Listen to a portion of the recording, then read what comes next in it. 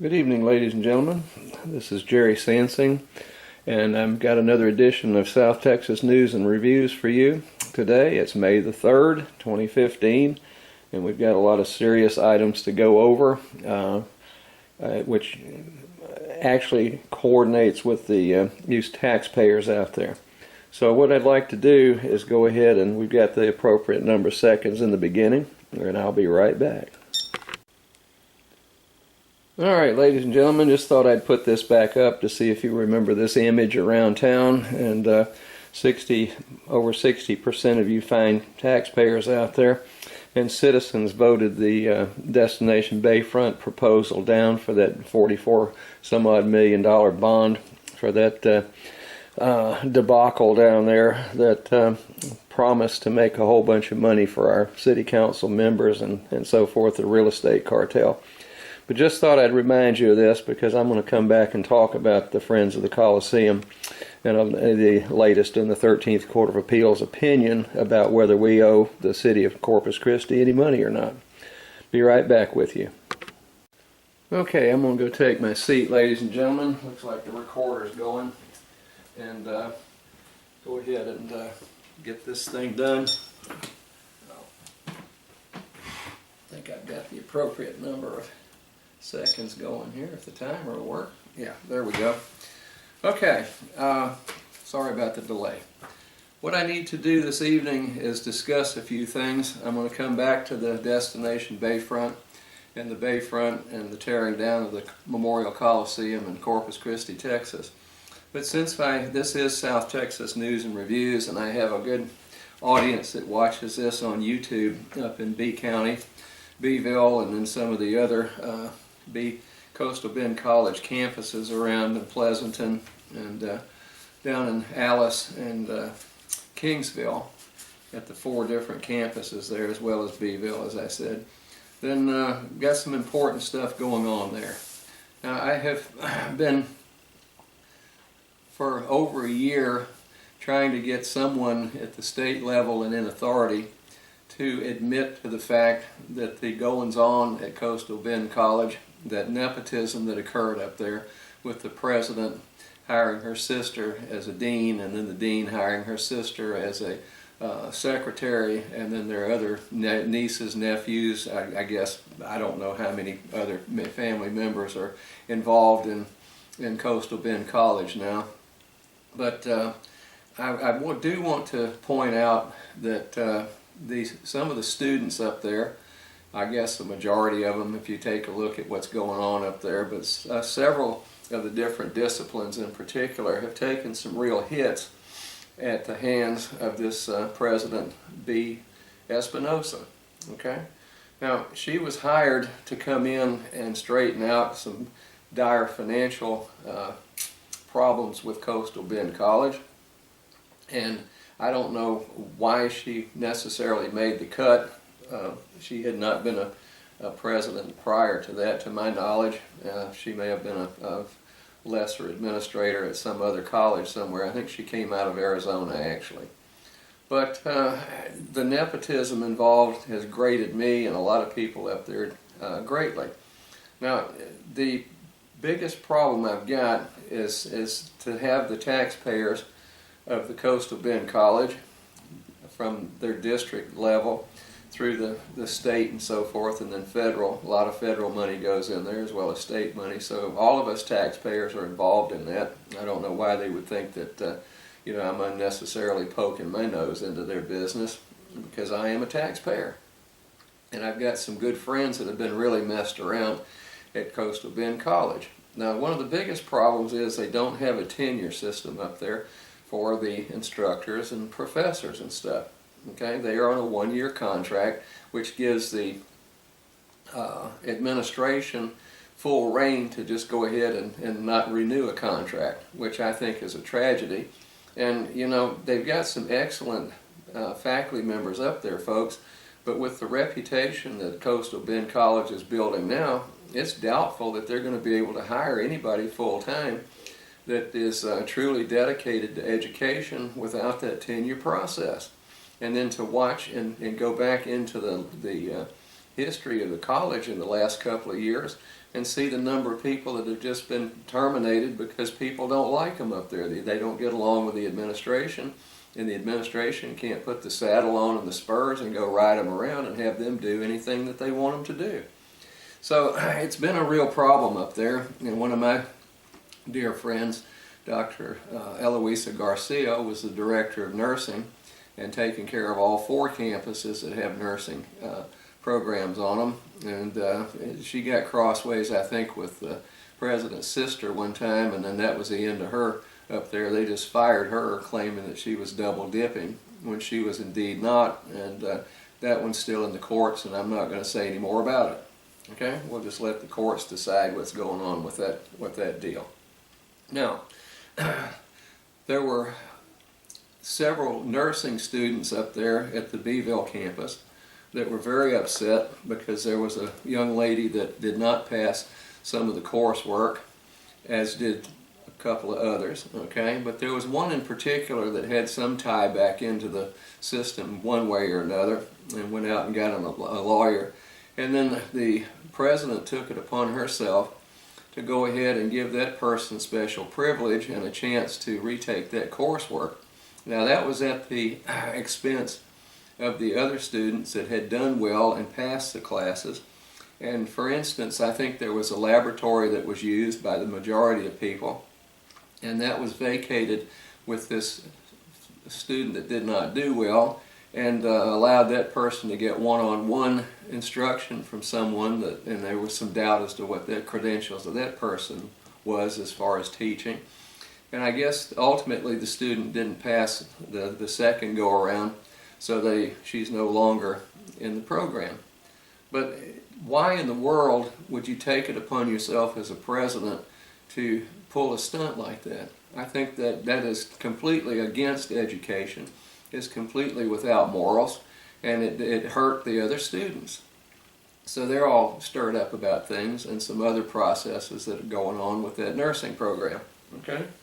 Now, then recently, and I mentioned this on the last show, it appears that they want to shut down another program at Coastal Bend College, and that's the aviation and aircraft mechanics. Okay? The aircraft maintenance, I think, is the term of their program up there. Now, back on April 22nd, the board held a meeting, and it was I think a regular board meeting, and a lot of the aviation students showed up. Now, I've read that last week. I won't go back over it. I've now got the hard copies of the Beeville Bee-Picayune. And I think the Beeville Bee-Picayune has finally figured out that maybe they're having their legs pulled every now and again by some of the statements made from either the administration of Coastal Bend College or some of their Board of Trustees members, and particularly the president and the dean of workforce and I think the man is the vice president of instruction and probably student services or something like that. Okay? Now, and they have not been totally honest with the public and with the Board of Trustees and so forth, and certainly not with the Bee-Picayune, the reporters and the editor and so forth. So there was a big article on April 22nd, which is a Wednesday, and it says, "College looks to ground aviation program." Well, in here it was pointed out that possibly there were some statements that were untrue that were made by several of the administrators, okay, that particular vice president, and that he had gone to a business where one of the aviation students was working and gave him a heads up that maybe they were going to shut that program down. Okay? Now that's the whole gist of this. They want to shut the aviation program down and just do away with it. And then I've got another article here in a minute, a letter to the editor, which will explain an awful lot of things about that. So then they had a special meeting, okay, and this was April 24th is when this one came out, and it says, "Coastal Bend College aviation program seen as financially unfeasible." And they quoted this guy who goes by doctor. He's I think an attorney, which is a Doctor of Jurisprudence, a JD degree. I very rarely ever hear of any attorney using the term doctor unless they've earned another doctorate in education or a PhD, or maybe even a doctor of podiatry, you know, or MD or something. But this is something that I've not seen before. But Mr. Kevin Bear, I'm going to call him Mr., not out of disrespect, but you know, if somebody's got an earned true doctorate, then I'll call him doctor. If they don't, then you know, it's Mr., as far as I'm concerned. So he's concocted some information and some numbers that he says will prove that the program is costing them too much money, and therefore they want to shut it down. And in addition, I'll read the editorial, or the letter to the editor in a minute, which sums it up very well. And you know, then it comes out with all this blather about, well, we went into closed session, and then people have taped meetings with some of these administrators and stuff. And I just don't think that things are being above board and very truthful, folks, from what I'm getting feedbacks for. So what I'd like to do is, let me go, and that was on the 24th, CBC Aviation Program seen as financially unfeasible. And then that says, closing of aviation program stalls. Protesters swarmed the college meeting.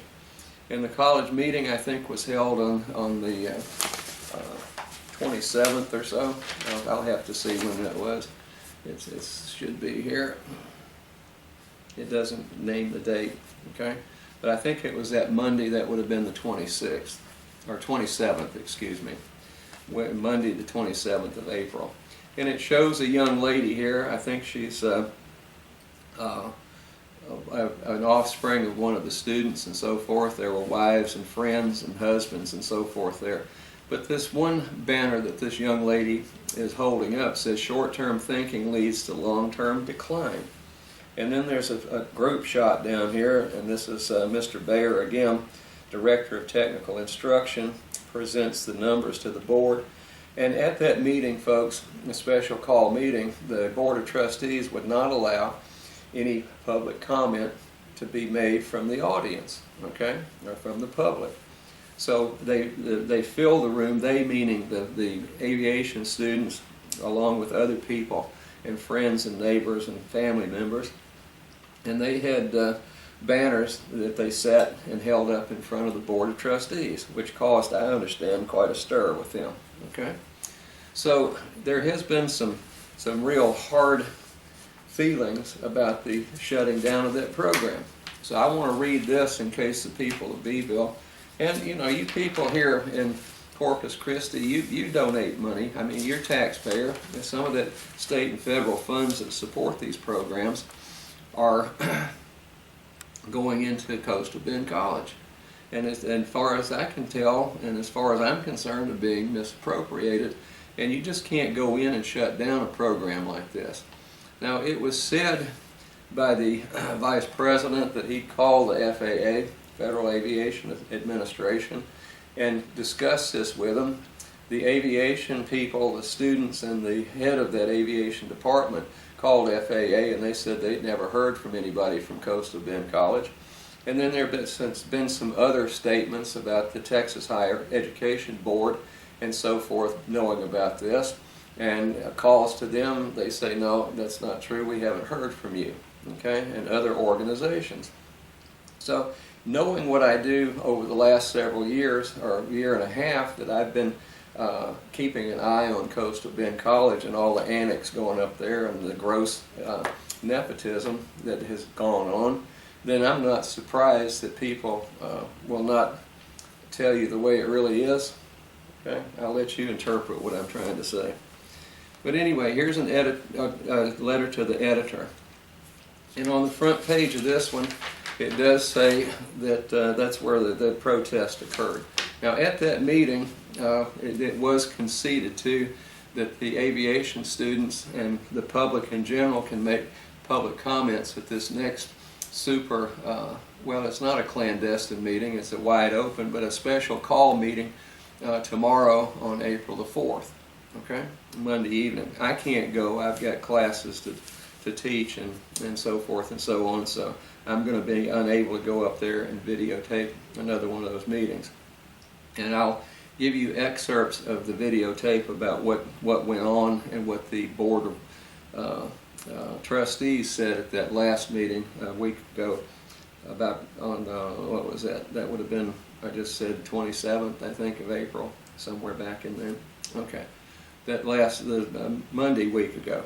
All right, now, so we've got Coastal Bend Aviation Program closure. This is a letter to the editor, and this is in the Wednesday, April 29th edition of the Beeville Bee-Picayune. The CBC Aviation Program closure, and it says editor, and this is to the editor. Coastal Bend College trustees need to stop and think, what is driving this rush to shutting down the recently FAA certified airplane and power plant program? Okay, I think that's airframe, but that's okay. All right. President Espinosa announced in Wednesday's paper the decision would be made in May's regular board meeting. Now it is being moved to a special call board meeting next week. Special call board meetings tend not to allow public comments, so a public discussion will never happen. Why the rush to make a decision on a program closure? This program has not even completed a full cycle since becoming fully certified. The program received a number of large grants to get started. Does this demonstrate any leadership or planning skills on behalf of Dr. Espinosa or her sister, Common Workforce Dean Garcia? President Espinosa's statements regarding the aviation program closure are factually inaccurate and lame. There was no careful review process. In fact, Dr. Espinosa decided and directed that the program be closed only a few weeks ago without regard to the college planning process. The college's legitimate planning process never even considered closing the aviation program. Coastal Bend College had a 2015 advisory meeting for aviation and power frames. Okay. No mention of program closure. The program or the college program reviewed processes did not address program closure. In fact, it looked towards substantial enrollment increases with the oil field layoffs. The FAA and Higher Education Coordinating Board were not contacted prior to this week regarding the possibility of program closure. Okay, and I said that and heard that through the people up there that are affected by this. Dr. Espinosa's assertion that there is a lack of interest in the program is manufactured. Half of the program has a 92% enrollment rate. Due to Dr. Espinosa's action, several students have been turned away from registering for the next cohort. The enrollment figures would most certainly have increased. Dr. Espinosa's claim that there are no local jobs is lame and complete fiction. Coastal Bend College serves a 9-county service area, including Kingsville, which has a naval air station, Pleasanton, which is in commuting distance of San Antonio, and Alice, which serves a number of counties with local and regional airports, not to mention all the regional airports and people who commute to Corpus Christi from our area. Just last month, the Bee-Picayune reported that the drone project is moving forward at Beeville's Chase Field. The Texas A&M University Corpus Christi drone program is likely to bring an aviation repair and maintenance program to the community. Won't those need certified mechanics? Once again, Dr. Espinosa has demonstrated a lack of leadership and planning in the proposed program closure. The College Board has announced the dire state of emergency is over at the college. Why not make it a reasoned, informed decision? Why not take time to discuss publicly the fate of the college? I request the board members listen to the public and include public comments be put on the agenda for the aviation program meeting, and that's the one that's going to be held tomorrow. Okay, and that was signed Rose Pedraza. Okay, so what in the world is going on? I ask you folks, you know, if you think that that's fair. Now, what the vice president involved in there, which seems to, you know, his credibility seems to be in doubt these days with some of his statements that have been proved to be not correct, then what in the world, you know, are they thinking about? Now, what they wanted to do also was to get the 12 students that are currently enrolled through before September, and instead of back in, you know, into December, and take the program to its normal conclusion for those students. But they wanted to propose that those students drop their jobs, have their families go without food. They're working, many of them, full-time at other things and going to school full-time. And they want to just make it an 8-hour-a-day, 5-day-a-week program just to hustle these students through. Now, folks, you need to, in aviation maintenance like that, you need the time to think about things and go in and look at the aircraft and the power plants and so forth, and figure out how to repair airframes and how to rebuild engines and how to tune the power plants up, and how to balance propellers and so forth. I've been there, done that, since I rebuilt airplanes for a long time, the old World War II fighters, with my dad, okay? And so I know the whole business. I never did take my certifications through FAA for the certificates for a power plant airframe, but I certainly had the hours and the experience to do that. So I'm not a novice. I know what these students go through in order to obtain those certificates. And you know, that's a good living if you're a certified airframe power plant mechanic, folks.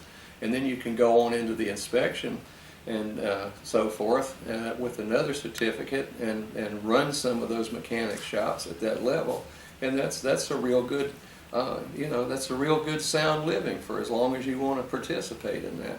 But to have this administration and the Board of Trustees just shut that thing down for bogus reasons, you know, that really galls me. So my hat's off to all you people up there in Beeville. I'll be there. I think the next full board meeting is on the 20th.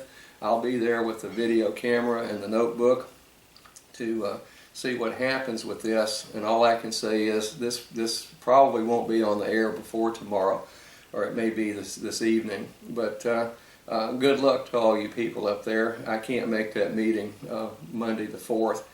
Which is tomorrow, but my best wishes to you. And go up there and try to convince those trustees, and I consider some of them, I know this is crude, rude, and probably out of line, but they're blockheads. They don't listen to anything, okay? They won't take into account that maybe they're being buffaloed by the administration up there.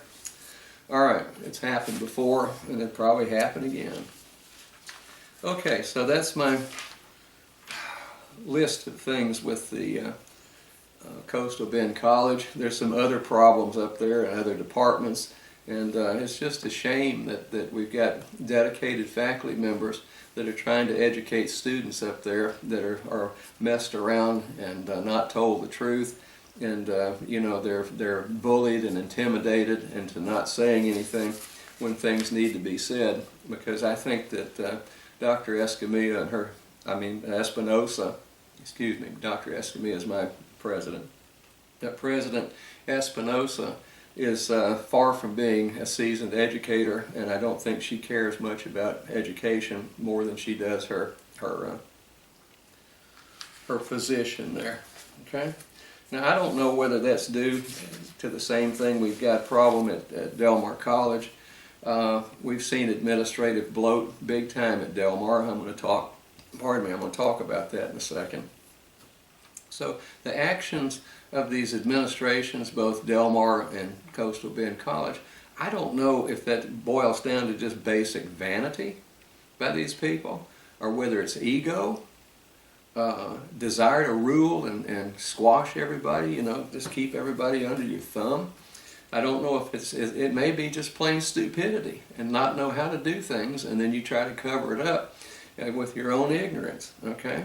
Is it just lack of morals, which I think is the problem at certain times with these administrators, okay? Arrogance again, you know, and covering stuff up. You screw up and you want to cover it up rather than admit that you've made a mistake. So I don't know exactly what it's all about.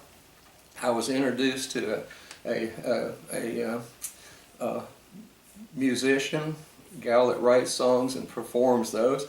Her name is Mary Gaither, and one of them in particular is very telling, and I think it's a masterpiece of writing, period. Not only just the English language, but then to put the music to it. But in the lyrics in there, she says, people in power will do anything to keep their crown. And that applies to this, folks. You know, you get these administrators in, and they really don't know what they're doing, and they screw up, and then they blame it on everybody else, and then they just try to cover it up.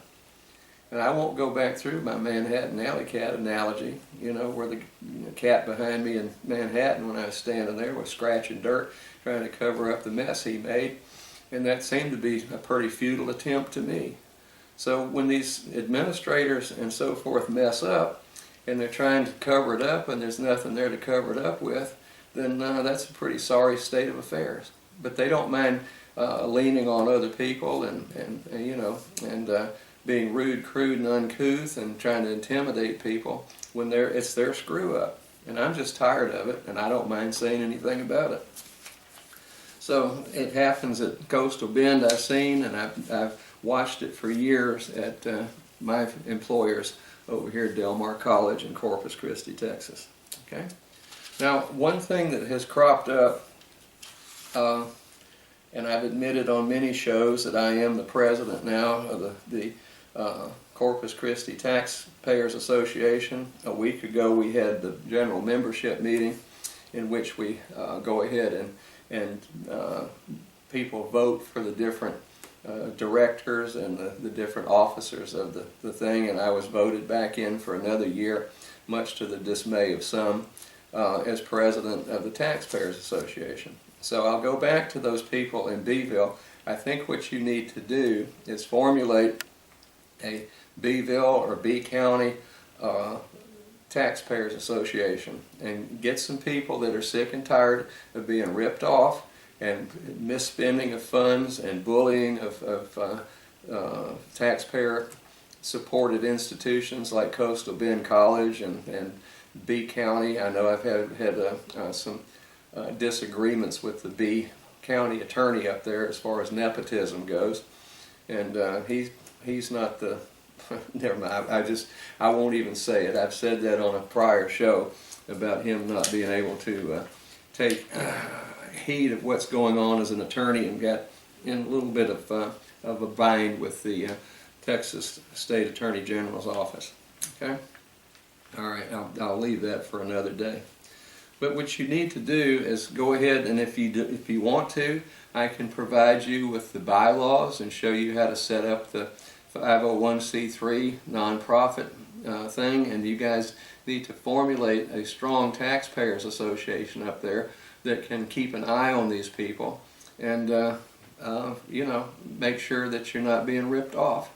And I think you are personally with Coastal Bend College.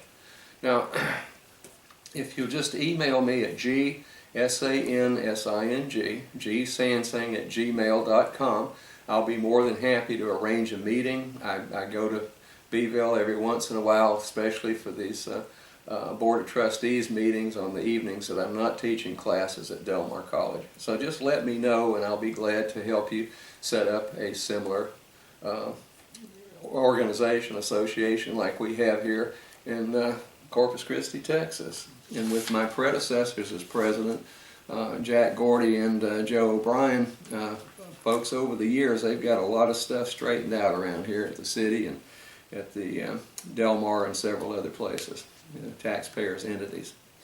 Okay, now, several years ago, the city council at Corpus Christi, Texas, decided it was time to yank down a memorial to just under 400 veterans that had perished in World War II, and they were Nueces County veterans. It was called Veterans, the Memorial Coliseum.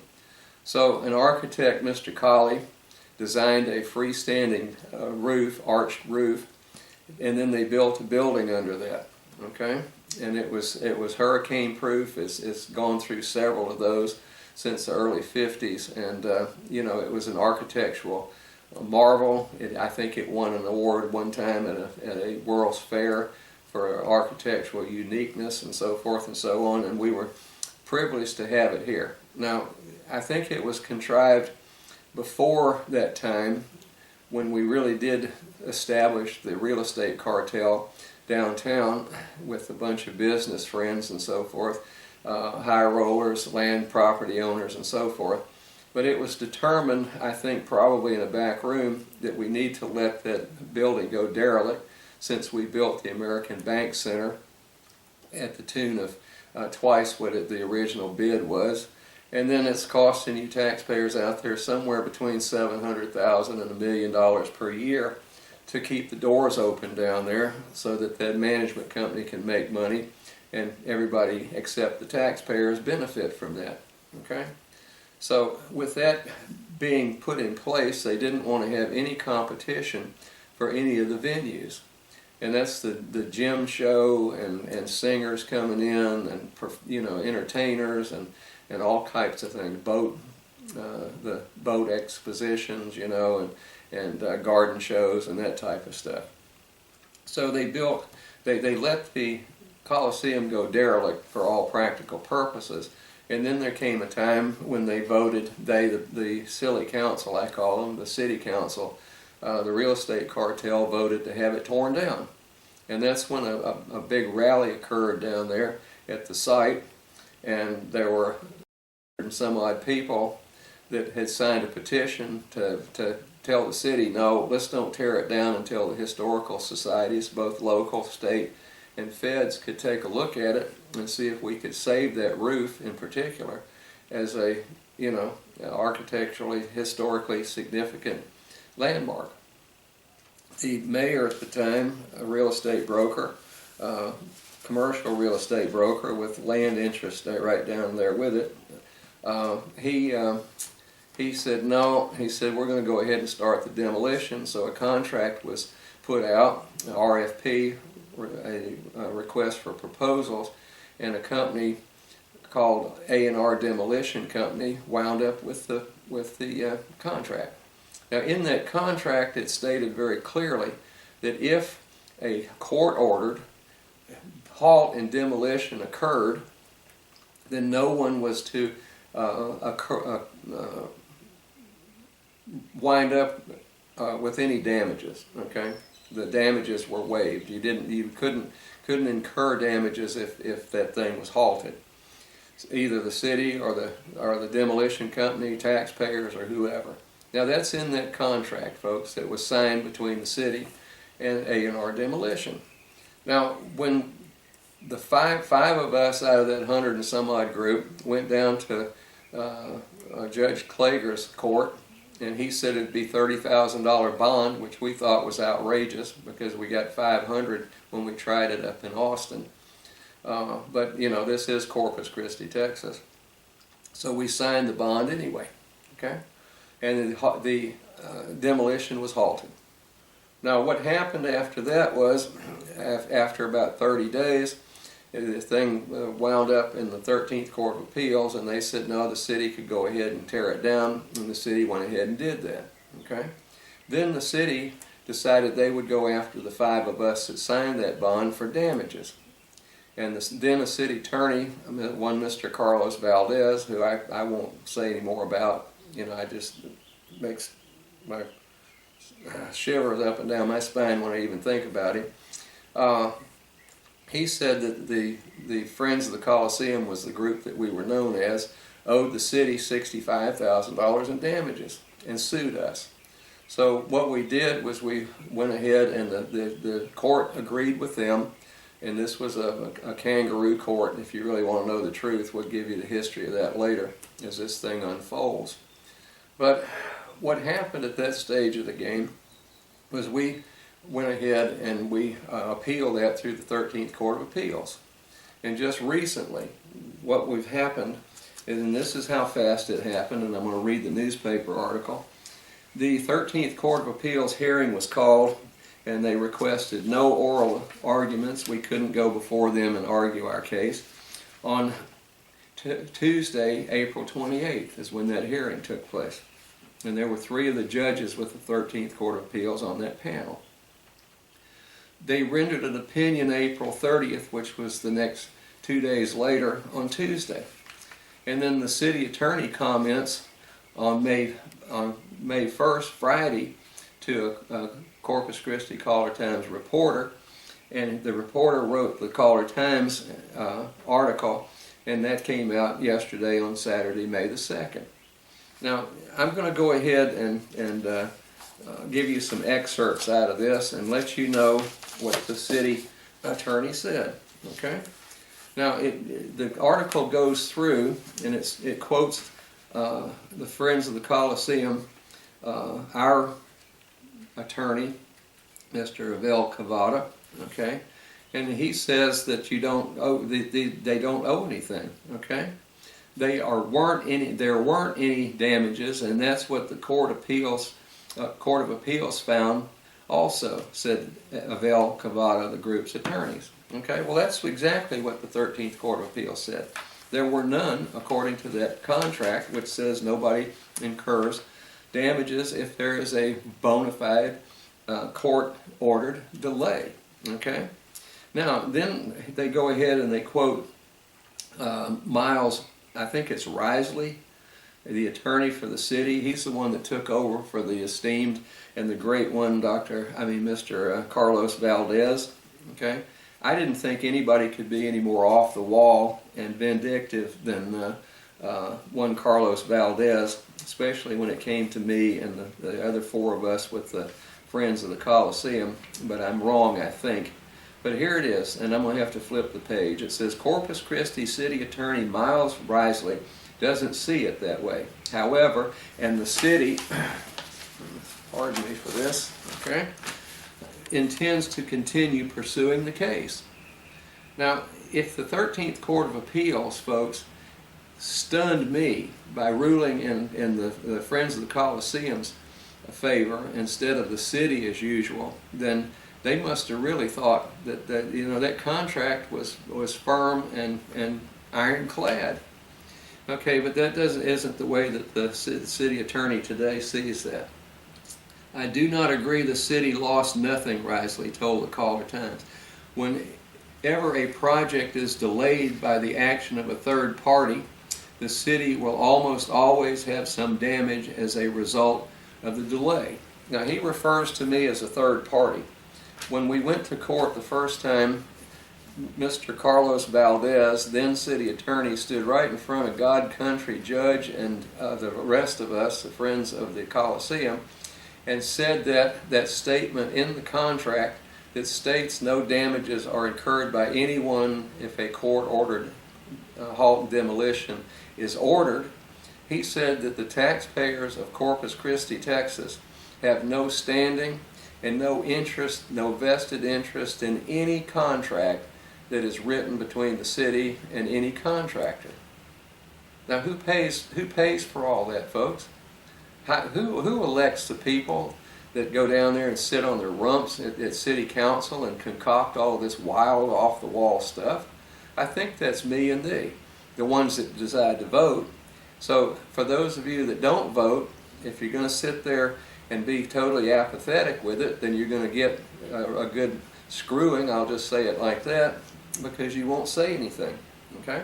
So I don't consider me as a taxpayer, Mr. Risley or Resley, whatever your name is, city attorney, as being a third party. Okay? This is my city. I pay for it. I pay your salary. Okay? And to have you with the unmitigated gall to say that taxpayers don't have any interest in what the city fathers and stuff do down there is ludicrous. So I want you to explain that one day to me in open forum. Let's see if we can rent the American Bank Center. I refused to go into the thing for years because of the amount of money and that lopsided way that thing went up, and then the despicable manner in which you and your city council members down there and city fathers and so forth, the managers at the time, yanked that Coliseum to the ground. Despicable. Okay. The city's lawsuit, which was brought by former city attorney Carlos Valdez, was against 5 individuals from the group who signed the bond. Those individuals are George E. Clower, the group's leader, and Akbar Abba, Gerald Sansing, you're looking at him, okay, Bruce Olson, and Lillian S. Wallbasser. Thursday's ruling came as a surprise to at least one of them. Normally the 13th Court of Appeals is going to side with the city, so we were floored, just flabbergasted with the ruling, Sansing said. And I was just totally and completely at awe with that one. It left me speechless, and that doesn't happen very often, as you know. Okay? Now, it says the court's finding was largely based on a clause in the contract with the demolition company that shielded the city from damages in the event of court-issued injunctions, Cavada said. If the city doesn't have to pay damages, why should anybody else, he said. They didn't incur damages, plain and simple. Risley or Risley declined to opine on how much the city should be owed in damages, but said that that will be a part of the next legal process. And then it goes on with his blather, and it does mention that the original suit from the city was for us to pay $65,000. It's down to $30,000, okay, which was the original bond. And then it says, and when asked about this thing, it says Risley said he didn't have an exact time frame, but that resolution was on the scale of months away. Okay?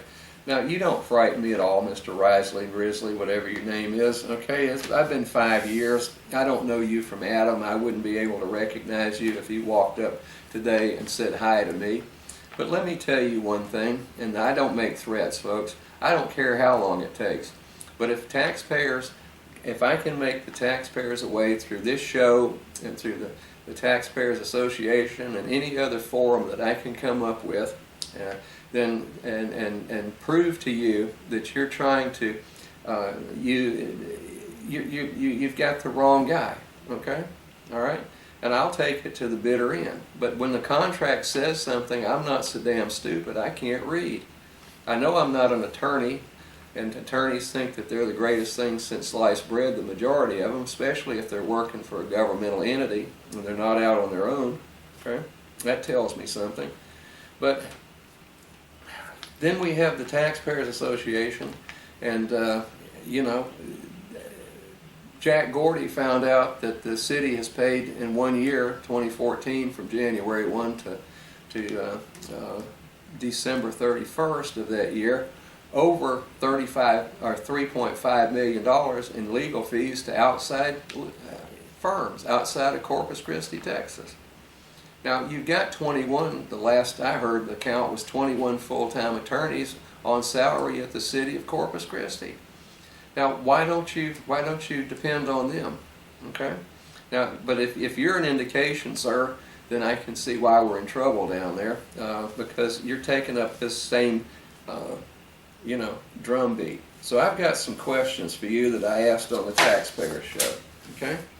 So this is to the city fathers, the city manager, Mr. Olson, and anybody else down there that's involved. That's the city council members and so forth.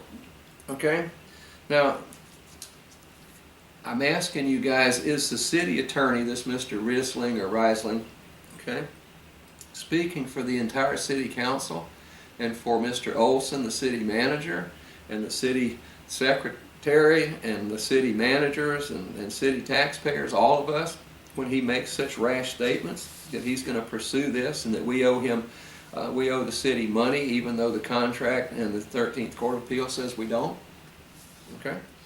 Now, all I wanted to do, folks, was to save that building and not have to go through that Destination Bayfront rot again and build all this stuff. Now, we have a problem right now where the city wants to spend part of that bond issue that was for the reroute and so forth of Shoreline on shade and restroom facilities down there at what they call the Bayfront, what is that, the Bayfront Park now, instead of Destination Bayfront. Okay? So it come hell or high water, that real estate cartel known as the city council down there is going to try to make money and build something down there. And they've already, that reroute is an abomination, a total abortion if you've ever driven it. And you can't get off and make a left turn into other businesses down along that bare bayfront right now, and into those vacant lots away from the shoreline, out to the, I guess that would be west of there. So the place, you know, it looks like a third world country down there. Now, the thing that bugs me is the reason we wanted to save that Coliseum was for the roof. It was freestanding, award-winning, and I started out the show with that. And now they ripped it down, you know, they were just determined to rip it down, and we tried to stop that, the 5 of us, plus the rest of the people that signed up for the Friends of the Coliseum.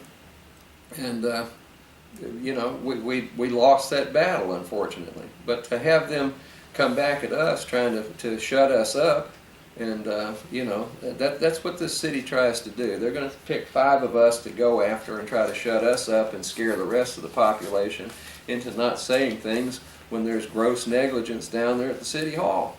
And that's what it's all about, folks.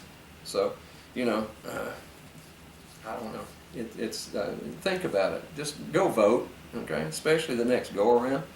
Now, another question I had is, when did the city council and the city attorneys and all of the rest of the people down there, the employees, meet and decide that if this thing came out of the 13th Court of Appeals, as you guys are wrong, the Friends don't owe you a dime down there, no damages were incurred by anybody, then when did you make a decision that you were going to have this city attorney go out and make statements the day after this thing came out from the 13th Court of Appeals to the Caller-Times? Or did he do that on his own? Is he another Carlos Valdez that's just one of these Lone Ranger gunslingers down there that thinks he's so hot and high and mighty? Okay, have we got another city attorney that falls in goose step with the one Carlos Valdez and the real estate cartel down there? So I want to know. Okay. Are these city attorneys, do you have to be illiterate to be hired so you can't read your own contracts? Is that what it takes? I mean, it just it doesn't do anything except disgust me, folks. And you know, I don't get down in the mouth with stuff like that, and I don't get mad about it. I just try to get even. So anyway, you know, can't they read the English language, the Queen's English, and understand that clause said no damages are incurred? Okay. So I don't know what it's going to take to rattle this place, okay? And then, like I say, they're after the $5 million that they said they couldn't do for other things from that bond issue to build that abortion of a shoreline boulevard now. And they want to use that to put up shade after they just tore down essentially 40,000 square feet of shade with plumbing for bathroom facilities, and have spent less than $1 million to put a new roof on that and make it look like that would be the centerpiece, the cornerstone of any Bayside park they wanted to build down there, including the old Destination Bayfront, where they wanted to spend $44,000 of taxpayers' money for that boondoggle to go give the homeless a place to stay at night. Okay, hey, it's crazy, folks. It's just absolutely nuts down there at City Hall. It reminds me of One Flew Over the Cuckoo's Nest, if you really want to know and go back and look at that city. It's a bunch of clowns. It's the Three Stooges movie in full color every day, is my impression of it. So I know I'll get some backlash from that, but you know, I just want to be totally honest with it. Now, over at the Gulfway Shopping Center, I think it is, at the corner of Airline and SPID, if you look at the sidewalks out there on the strip center side, there are 3 or 4 big huge palm trees sticking up out of the sidewalk, and that's been there since they built that place. Now, according to the American with Disabilities Act, that's illegal because you've got less than 18 inches leeway and clearance to get around those palm trees in the middle of the sidewalk. And the only recourse you've got, since you've got a little wall on one side of that, is to go out in the street if you are in a wheelchair. Now, that's very dangerous, folks, and it's illegal. And according to what I have researched, the ADA was drawn up in 1990. And then it was in the early 90s that they said that everybody's going to have to rearrange things and go in compliance with their rules, which means I think 36 inches down the middle, which would have meant you cut down those palm trees, you grind the stumps out, you pour concrete in there, and you're ready to go. Now, Mr. Jack Gordy's been on this one, and he's had some run-ins with this Mr. Risley or Risley, whatever his name is down there. Now, that city attorney said that Corpus Christi, Texas was exempt from having to comply with ADA back in 1993 or something insane like that. Now, if you go back and look at it, then what Mr. Gordy did, he said, would you please provide me with the paperwork and any documentations from ADA that claim that we were exempt from having to be in compliance, especially with those sidewalks over there. And he said that he's been stalling around, and he said, well, it's fact, I just can't find it right away or something like that, but I can guarantee you that we've got a stay of execution, so to speak. We've got an exemption from fixing those sidewalks. And as far as we can tell, that's not really the truth, folks. Now, Mr. Gordy's been after him and the city manager for a long time to get that paperwork, and it's got to be in the file somewhere, where ADA sent a letter to Corpus Christi, Texas, and said, nope, you don't have to comply with this rule. And nobody can produce that. But he's still claiming that that's the truth, okay? So it's delay, and so forth and so on, and it sounds an awful lot like me trying to get Public Information Act and Mr. Ed Bennett trying to get Public Information Act requests and information out of Del Mar College.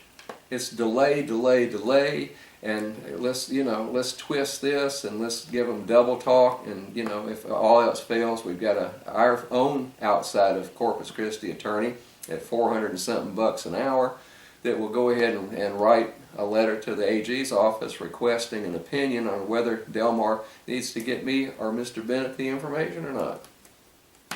Okay? And then I've got a scathing letter back here from the Attorney General's office concerning some of these Public Information Act requests that I had made. Okay? And this was written on April 30th, and I'll just go through a little bit of the nuances here. Now, I asked for the attorney's billings for Graves Daughtry. That's Mr. William Christian out of Austin. Cynthia Cano out of San Antonio. She's the college's attorney, okay? And then, or the president's attorney. And then the board attorney, Mr. Augustin Rivera, and I think it's Dunn, Kasperitas, and Rivera and somebody, okay? And I've done this routinely. Then Mr. Christian out of the Graves Daughtry up there in Austin, he wrote a request saying that there were some negotiations going on and that they had billed for those, and that if I read the billing reports, then I would be able to figure it out, and that they had credit card numbers in there and all this kind of stuff, student numbers and Martian passport numbers or whatever in the world they've got going over there, and they wanted to have those exempted. Now, the Attorney General has written them back and said, some of that stuff that you've claimed isn't quite there, so go ahead and give the man the documents. Now, I don't know if Mr. Christian comes down here and looks over the information and where it is at Del Mar College, or whether he's just taken Del Mar College's word that these documents are either available or not, and not giving him a full inventory of what should be turned over to me. See, I'm at the mercy of Del Mar College to be honest and upfront and give me the documents that I've requested. And if they're not available, then I want them to, prove that they're not. So, with that in mind, so they get a little bit of a hand slapping here saying, you know, you really, guys, you really need to know better than that, and don't just shotgun this thing. Now, another thing that I did was I have had my department chair indicate to me that I never answered emails that he sent me, which is hogwash, okay? And that this, that, and the other, and that I was insubordinate and whatever. And he's trying to put a letter of, a disciplinary action letter into my personnel file. I've asked for the information to back up the fact that I did not answer any of his emails, or all of them. Now, the man has got an office next to mine. There's about less than a 12-inch gap between my door and his, and a lot of times when he'd email me about things, I'd just stick my head in over there and answer his question.